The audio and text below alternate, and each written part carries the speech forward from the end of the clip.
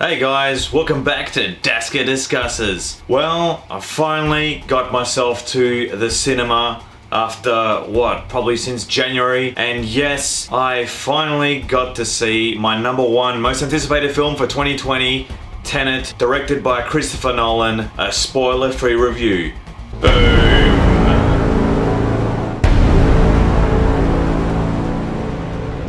Well, wow. How do I put this, guys? This is a spoiler-free review. I'm a big Christopher Nolan fan. I actually taught The Dark Knight for many years. Now let's talk about Tenet. We can't talk about Tenet too much because the more I say about it, I can spoil a lot. But IMDb do have their synopsis. Let's have a look what they say. Armed with one word, Tenet, and fighting for the survival of the entire world, a protagonist journeys through a twilight world of international espionage on a mission that will unfold in something beyond real time. Starring John David Washington as Denzel's son as the protagonist, Robert Pattinson as Neil, Elizabeth Debicki as Kat, Kenneth Branagh as Sator. This, if you've seen the trailer, you understand that obviously it's got that kind of Inception kind of vibe by looking at the trailer with all the, the time travel stuff they talk about. The trailer kind of lies to you in a way. In terms of the time travel, you'll see for yourself. Now, we've all seen a lot of time travel films, This film really reminded me a lot of a couple of films. One would be Deja Vu with Denzel Washington, and other ones like Primer even, but yeah, we won't get into that. So I personally enjoyed the film, right? So the good points, obviously Christopher Nolan's cinematography is fantastic. It looks beautiful, it looks gorgeous, well edited as well in most scenes. The action scenes are fantastic. Some people were complaining about, we're not really emotionally connected to these characters.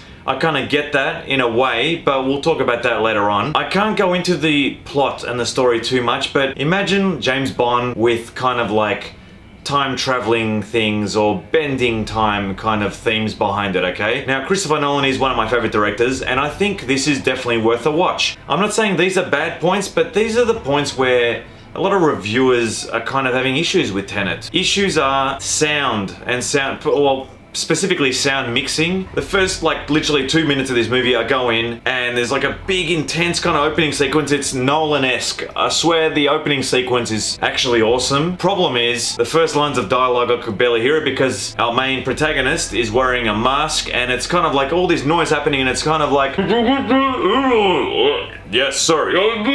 It's really muffled, and I thought, okay, maybe it's just that one scene. It kind of gets worse because there are people, when there's music playing and there's background noise, you've got people that talk very fast, people with thick accents as well. When it's like fast-paced action and someone's saying something that's important, or even like quiet dinner conversations, it was difficult because the actors and actresses are speaking very fast. The sound mixing is quite terrible, and I'm really looking forward to watching it on Blu-ray because I know for a fact that this is a problem that's widespread. The other gripe that a lot of people have is the storyline is, I had a friend that said it's convoluted. One friend said it's a convoluted mess, and then I had another student that said, oh, it's actually awesome, Mr. D. So everyone's got a different opinions. Either you're gonna love this or you're gonna hate it. Am I being biased in saying, am I a Nolan snob and saying, no, it's fantastic and leave Christopher Nolan alone? No, I'm not. I'm looking at it from literally an unbiased, I love Christopher Nolan, and I love Stanley Kubrick too.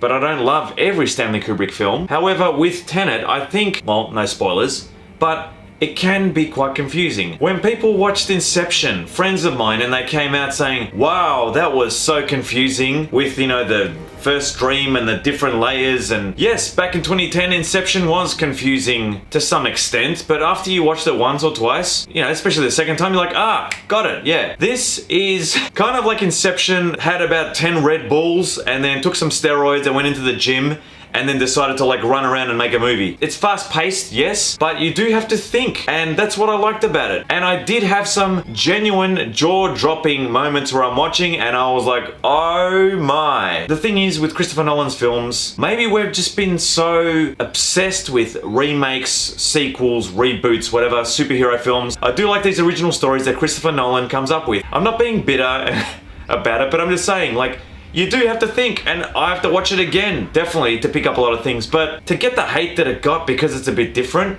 I think it's very harsh. And if you really didn't like it, put down in the comments why you didn't like it and give me a reason, not just it was a mess, it was a total disaster, the storyline didn't make sense. Because you know what? As an art, film is an art form. And I think Nolan, you look at a painting such as Interstellar or The Prestige or Inception and even Tenet now, looking at it as an art form, it's going to be remembered because it's different. That's why. It's not a run-of-the-mill standard sequel, re-sequel, whatever.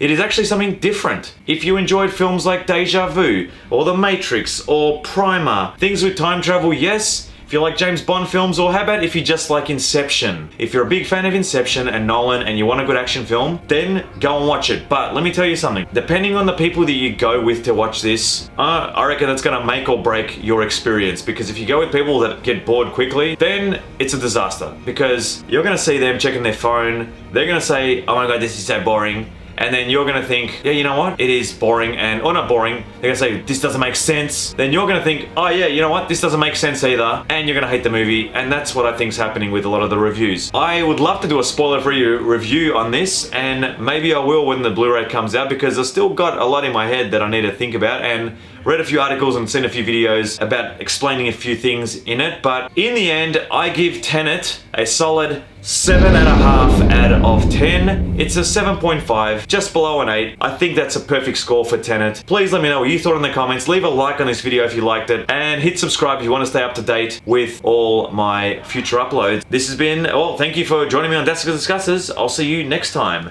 Boom!